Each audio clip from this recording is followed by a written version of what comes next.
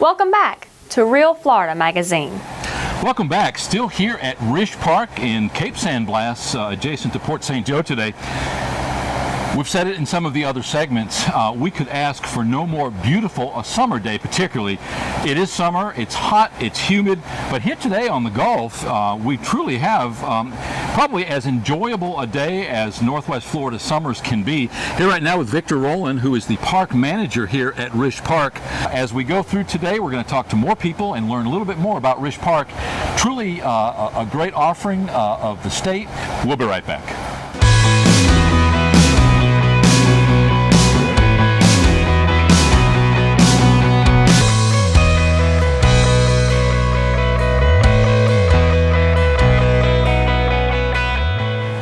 Welcome back. Still here at Rish Park in Cape San Blas, adjacent to Port St. Joe today.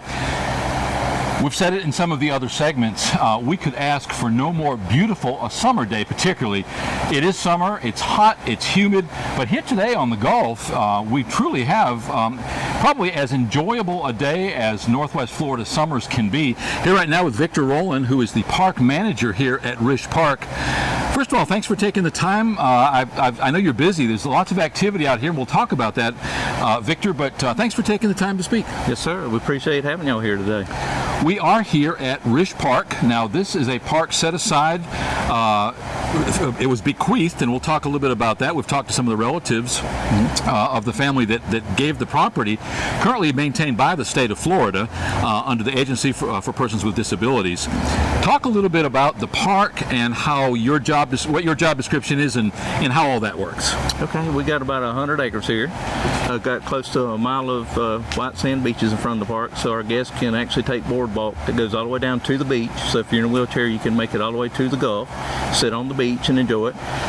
If we need to, we got some more Moby mat, we can actually get them down to the water. So we just kind of work with our guests and see what their needs are. We want everybody to be independent, but we're here to assist them any way we can. We've got 8 buildings on the facility. We sleep 102 people. So we do like large groups like this. They've got the entire facility rented. Or we can do small families, up to 7 people in our family cottages. They're 2 bedroom, 2 baths. Everything's accessible where you can get a wheelchair in the restrooms, and it's just a little bit more functional. So.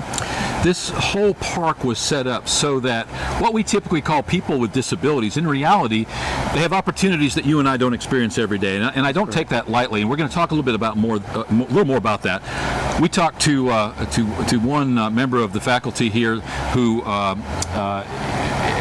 A heartfelt story, talked about becoming a quadriplegic at the age of 16, basically being a second-class citizen for a very long time before the days of ADA and before the state or anybody else acknowledged the fact that we really need to take efforts, we need to make strides in accepting the fact that there are people who need accessibility, and that's what it's all about.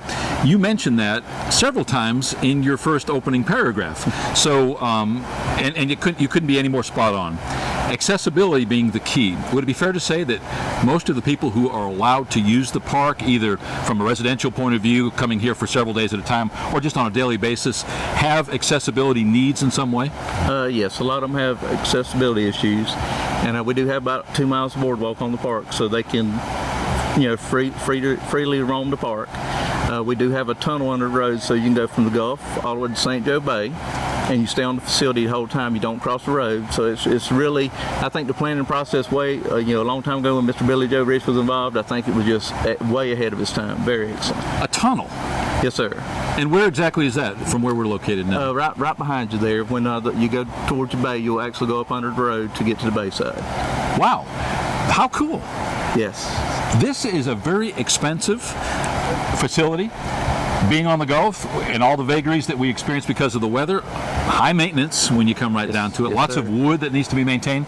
On a regular basis, what percentage would you say, wild guess, of your time is spent on that maintenance? A good majority of our time. So we're either dealing with our guests or we're doing maintenance. And a lot of it might be the air conditions, grinder pumps, keeping the facility safe. We got a clean facility, but we want it safe for our guests. And we do everything we can to meet them needs.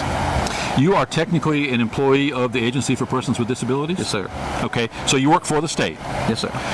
Now, correct me if I misspoke in the introduction. Is this property state-owned now?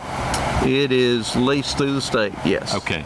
It's leased through the state from the Rish estate, would that be correct? It's through the federal government. Okay. All right. There's a group here today. As a matter of fact, I was hoping that we'd have a chance to maybe have this conversation inside, selfishly because it was a little bit cooler. Yeah. Recognize the error of my ways. If you look behind us here, the view in both directions, well, actually 360 degrees, is just phenomenal. It's beautiful. So to have wanted to be inside where it was a little bit dark and admittedly cool would probably have been a mistake. I mean, this really illustrates to our viewers anyway what you've got, what you're offering here. Yes. A little chunk of nature with some of the amenities of home, some of the comforts of home, but at the end of the day, the accessibility. We arguably are in a place where people pay thousands of dollars a week to stay when they come for vacation. I mean, if you look around us, we had to pass condos and motels and hotels on the way here that I know people are paying thousands of dollars a week to stay. That's correct. And they don't even have this proximity to the water that you've got right here. You've got access to the Gulf, to the bay. When people come here and stay, what do they typically do? What would be the activities? They typically come to the pool. We've got an Olympic-sized swimming pool. It's got a 90-person capacity, but the pool's only 4 foot deep. So it's made with a wheelchair ramp down the side of it so they can access the pool. They go to the beach. Like I said, the boardwalk goes all the way to the beach. Then go over to the bayside. We've got some more renovations coming in the future so we can get access down to St. Joe Bay for our guests. You say you've been here about a year. What changes have you seen with this facility in the last year? We've really grown. We've got more people coming in, finding out about us. So the facility's really growing. I think we've got a great plan, even from our director down to the people that's in the field. That's the funding's coming, and we've got a great vision to grow the park and make it even more friendly. During the summer season, and obviously I would imagine that that's probably your busiest time here, how many people do you have full-time on staff?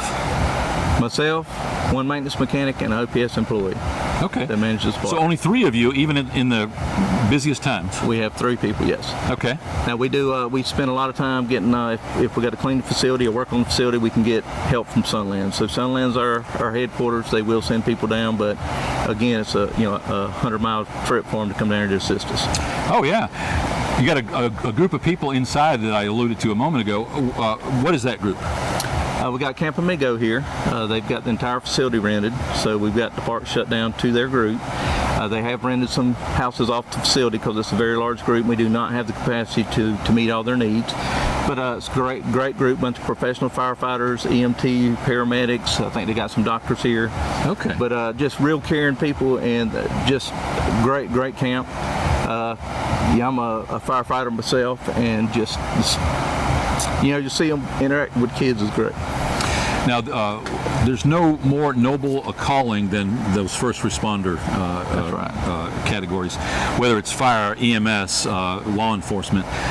The people that you call, you don't notice them until you need them. That's right. And when you dial those 3 magic numbers, 911, they're the people. So that's great. I mean, it's nice that they're having that opportunity to enjoy the facility. Yes. You do that every year? They do it every year. This is kind of their home. This is where they start out with Camp Amigo, and they let the kids name the camp. So it's the Children's Burn Unit of Florida, but Camp Amigo is its official name. And if you look at the plaque out on the fence, it's Welcome Home. So when they bring the kids here, and the kids have grown up here. Some of them's now counselors. It's amazing the interaction they have, and some of them went to school to become paramedics or got to go to college and have opportunities that they might have missed in life. Is there anything that you can add that I may not have asked you? Anything that you'd like to share about Rish Park? Just a great facility, great people come through here. We do have some plans in the future, maybe to get our little mini golf course back in.